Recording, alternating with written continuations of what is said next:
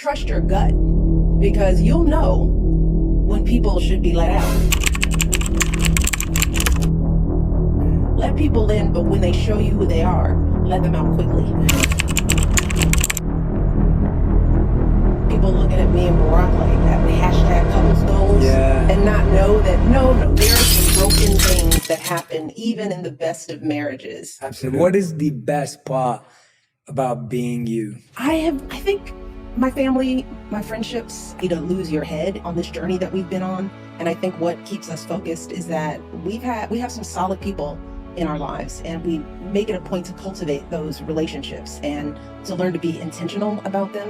And I think that that's probably one of the coolest things, is that I talk about this journey like climbing Mount Everest. You start, not that I've ever done that, by the way, but what I've heard about climbing Mount Everest is that you start out at base camp and then you hit these summits along the way, and everybody starts out the journey ready. They think, I'm gonna make it to the top.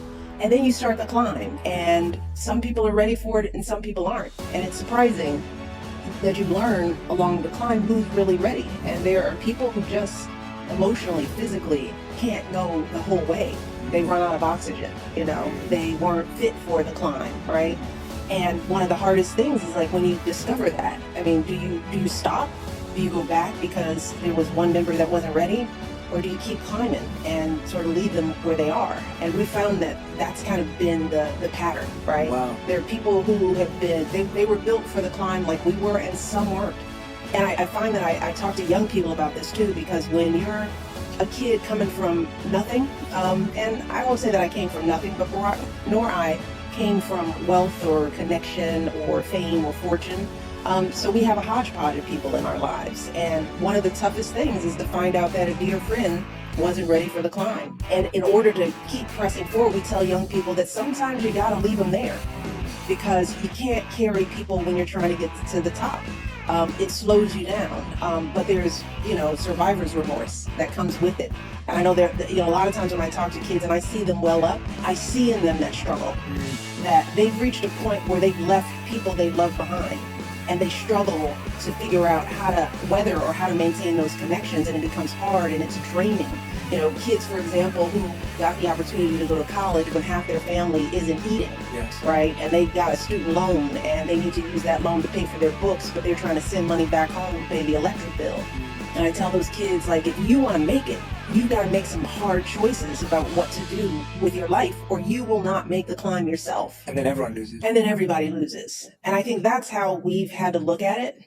We've been fortunate enough that we've had so many people who were ready for the climb. They had to adjust. They had to go back and do a little working out. But for the most part, they've made it. But for the people who couldn't, we had to leave them behind and keep climbing. And if once we made it to the top, if we could reach back and pull some others up, we definitely did that. It is one of the greatest challenges when you are pursuing a life that is drastically different from the one that you come from. Is there such a thing? Or you just sort of let relationships take their natural course. Friendships and relationships kind of tell you when they're ready. Yeah, that's so true. And you have to kind of listen to it. I mean, you learn as you get older. Sometimes you held on too long. You let some, bad juju stay around too long. And as you get older, you can recognize, right? I've always approached life and friendships, and I try to tell my daughters this too, is stay open. Stay open to the possibility of people. I never want my daughters, and I never wanted to feel so high that I was closed off and suspicious, not wanting to let new people in, right? And well, that's a loss, because if you close everybody out, then you miss some gems. We've tried to be open and find ways to let new people in our lives and develop new relationships. And what I tell my kids is trust your gut, because you'll know when people should be let out. But keep your aperture wide open.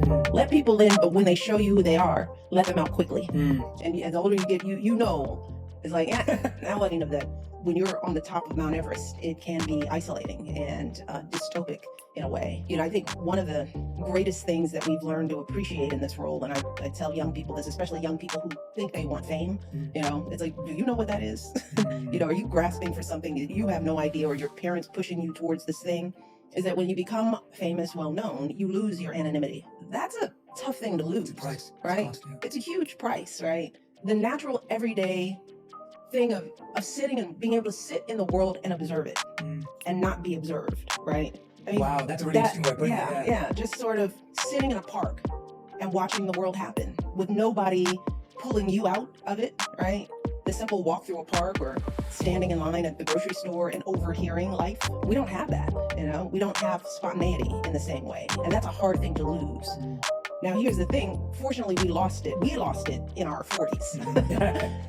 I just think of kids who are reaching for it, not knowing that you're about to lose a really valuable thing. You're striving to lose it, and you're only 18, 20.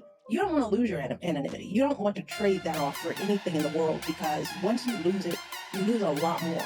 We've adjusted, right? Because we're adults. So yes, I can figure out how to make one move, go on a walk, visit a friend, but I have to call like 12 people, and I have to think about the movements, and security has to be lined up. We can't do the ordinary things of life, deliberately turning that off for a moment, or more than a moment. And I encourage that. I think our phones are sort of the regular man's equivalent to what I just described. We're too connected all the time. We're reading too much. We're taking too much in. We are constantly being fed by images, and that's become the norm. And we've been sort of marketed that that's cool. That's what we should want. But our brains are not. We are not that sophisticated a species. Yeah. We have not evolved enough to be able to take in that much information on a constant basis. And our kids certainly are not prepared to handle it. I think that plays a huge role in the higher rates of depression and suicide among young people. They gotta let their brains rest from the noise. Even though, we're all trying to fix everything, everyone needs a break from it, right? So I'm very deliberate about knowing that I can't take all that in, and we're getting it in such a sort of misinterpreted way, right? We've got, confirmation bias. We're reading only what we already believe, and I know I have to be very deliberate about, understanding that a lot of the information I'm getting isn't even complete. I do filter, and building, creating, painting, drawing, fixing, putting something real into the world that came from your own hands. Something small, that's why I talk about the power of small in the light we carry. Because a lot of times our brains are trying to do the big fix. And that's when we feel hopeless and we're tired, because most of us don't have the power to fix anything at a big scale. But we can focus on the small things that we have control over. Making a sweater for your daughter, helping mentor a child in your neighborhood, loving the children you bring into the world and making sure they have everything they need. That's where change happens, right? Having a thing, right? All of that came into being in the 8 years that we were in the White House, and it's just gone off like a rocket ship. We don't evolve that quickly. Humans, it takes generations for us to evolve. We haven't adapted to this new media. We have not biologically adapted. And so no wonder we're stressed. Yes. No wonder we're full of anxiety. No wonder our kids are struggling, because we have a new technology, and we've taken it in hook, line, and sinker. We're not even questioning how much, the more the merrier, right? I think we need to be very mindful about this new gadget. Yes. And we have to be mindful for our kids, because they have no filter, right? They'll just be thumbing through this stuff, until we realized, oops, that's always been happening. We just didn't know about it. Yes. Now we know too much. Yes. And we're interpreting that to mean things are horrible. We went through world wars and depressions and famine. This isn't new. It's just we know everything. That's one way to look at it. Yes, absolutely. That's why I talk about relationships, right? After 31 years, we still do it, but you know it quicker. And then you apologize, you learn how to say my bad, right? And that takes a second, right? That's why I talk about relationships in the light. I talk about marriage, because I just think that, number one, most people don't talk about it. Like our parents, you didn't talk about your marriage. You didn't talk about your feelings. You didn't talk about, your parents didn't tell you about the challenges that we're facing. So why don't we share the whole experience? Because what happens is that by not knowing, you hit in your relationship some natural, understandable rough patches, and you want to quit. And it's like, oh, no. That's not quit worthy. That's just the nature of things. That's why I joked. It's like, oh, you're mad at your partner? You're mad for a year? And you think the marriage is over? Nah. You're going to have decades of, I don't know if I like you, because over the span of a 30-year marriage, you cobble together enough arguments and you got a decade, right? And that's just the way it goes, but you don't quit on it, right? You learn from it. And that's what sustaining a relationship is. It's the choice to figure it out, not to quit when it gets hard. So yeah, I said something that I didn't mean to say, right? Year 5, we might have had hurt feelings and it would have taken days to rectify it. Year 30, it's like, there she goes again, or there he goes again. I know how to talk to him about it and when, because we've practiced it. We made a lot of mistakes. We've gotten it wrong. And after 31 years, we're getting better at it. And it gets better and better and better. Look, if you live with your roommate for 30 years, you would hate them at some point in time. But it wouldn't be some defining thing. You have friendships. If they last long, you're going to have some falling out. Why do we put so much pressure on marriage to not be hard? It's the natural hardest thing you will ever do, which is to try to build a life with another person who wasn't raised in your shoes, who has a totally different temperament, right? And you're like having other people with them. You bring other lives and other personalities into the mix, and then life is happening. Of course it's going to be hard, But I wouldn't trade in my marriage for anything in the world, with all the ups and downs, with all the running for president stuff. Oh, look, why'd you do that? I mean, talk about that being a big gaping transition thing in our lives. But the good has outweighed it. And if we hadn't hung in there, we would have missed all the good. And that's what I tell young people. Like, first of all, pick well. Pick somebody you respect and like. Start there, right? And then remember that that's who they are. And then understand that with that, they are going to be, and you are going to be deeply, deeply flawed. And you're going to make a whole lot of mistakes, right? But in the end, you can look that person in the eye and you go, you're still the person that I like and love and respect, and we can figure this out. So I share that because I don't want people looking at me and Barack like hashtag couples goals and not know that, no, there are broken things that happen even in the best of marriages. Absolutely. And two very independent, ambitious, smart people, and complex, as individuals. We're dynamic I'm not saying that as a ego trip, but no, I know what you mean. You're constantly in flux. That's exactly right. And I learned, it took me a while to learn that, there's no way we could be everything to each other. We have different interests, different goals. There was a stage in my marriage where I thought that's what a partner was supposed to be. You should call me all the time. We should talk all the time. We should be each other's best friends all the time. Our marriage got better when I got better about that, because I think he already had that independence, this notion of, I love you.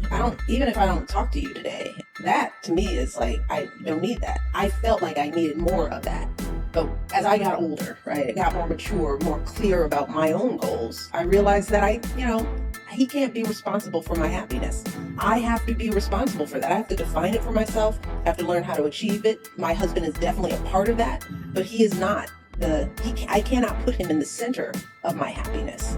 That freed me up to let him be him and let me be me. So I have friends who give me things that my husband doesn't give me. I have girlfriends. One distinction that we have is like, I'm a talker. All right, when I sit down with my girlfriends, we can talk for days. I mean, literally for days. It's up to the individuals to define that for themselves. For Barack and I think you should be clear about that, because the other thing is that when we hold on internally to an expectation of the other person, we don't even share it. So now we're mad that you haven't even fulfilled something I never even told you I needed, That takes time and it takes work, which is why marriage is hard, right? Because you'll have the tendency to live in your head and live out the image of what you want them to be, and you haven't even communicated that to them. That's just one little fraction of the challenge of marriage and friendship. And that tends to be who I am. But as you get older, you realize, that's your heart, but your head tells you want to be heard. And you have to think about who you're talking to and what your end goal is, because that will dictate how you have to communicate to them. So when you're young, you just want to be heard.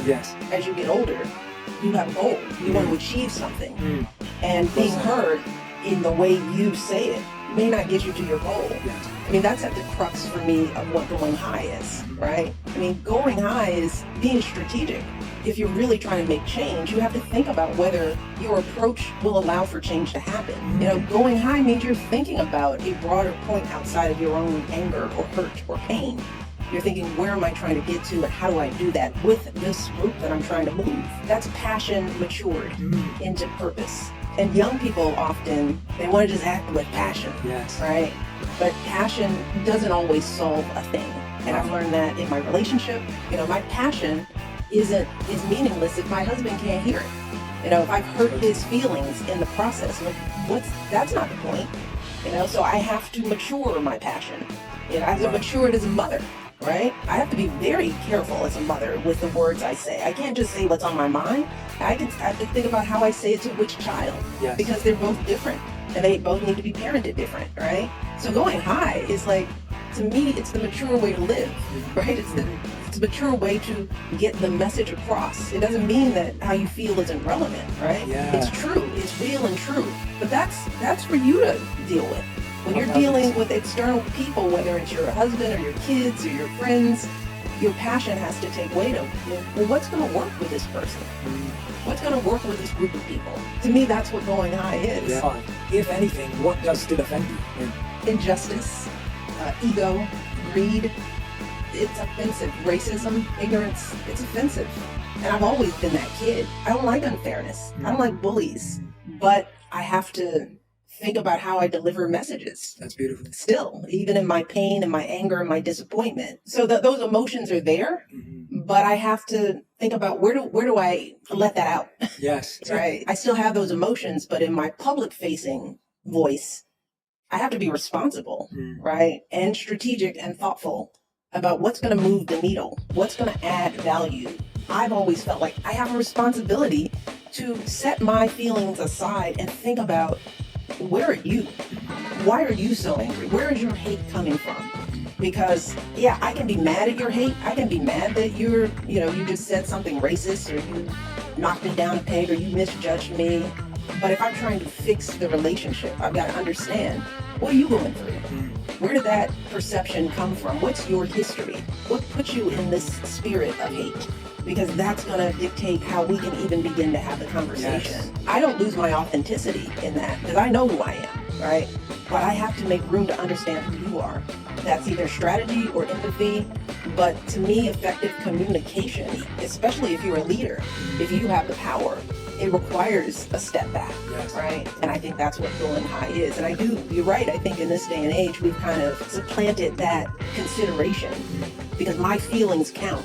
My voice has to be heard, which is also why I think we have to learn how to hear people throughout, right? We have to give people a space to be heard outside of the anger, right? Because that's where all that's coming from, right? When people can't mature their response, it's because they don't have a voice. It's like, if I don't have a voice in regular conversation, then I will make you hear me. Yes. Right? Young people feel that way. Absolutely. Right? Oppressed people feel that way. People who don't have a stake in it feel that way, which is why I think it's strategic to give everybody a piece of something so that they feel seen and heard.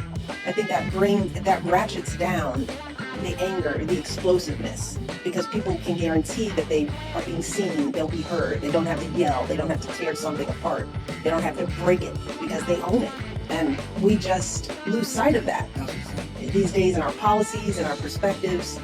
You can't shut people out. I talk about in the light when I think about kids from communities that are underinvested in, their anger, their lack of, none of this belongs to me, so why would I protect it?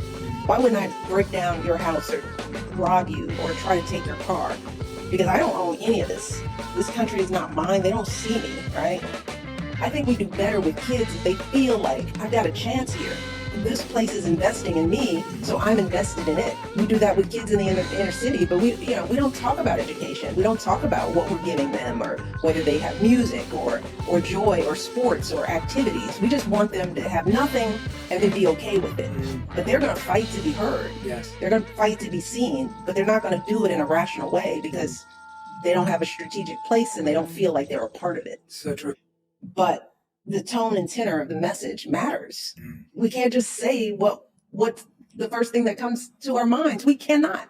That is not authenticity. To me, that's childish. And we see childish leadership right before us, what that looks like and how that feels, where somebody is just base and vulgar and cynical in a leadership position. It doesn't trickle down well. That just begets more of that. I think we are obligated to model for those of us that have a platform, because it resonates. And I want to resonate good.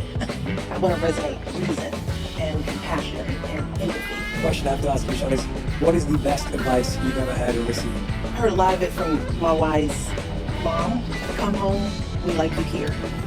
To explain that, it was like, my parents always taught me that the world won't always like you, but you can't count on the world to like you. You come home to be liked. You go out there to get your education, to earn a living. You won't necessarily find people who will see you or love you or like you. You get that here, right? That's been a piece of advice that's... Oh, that's beautiful. Thank you. That's. Did you like the video? Check out this other recent clip and be sure to subscribe and ring the bell to be notified about our last video. Watch Mindset Marvel's channel for the description of the video channel.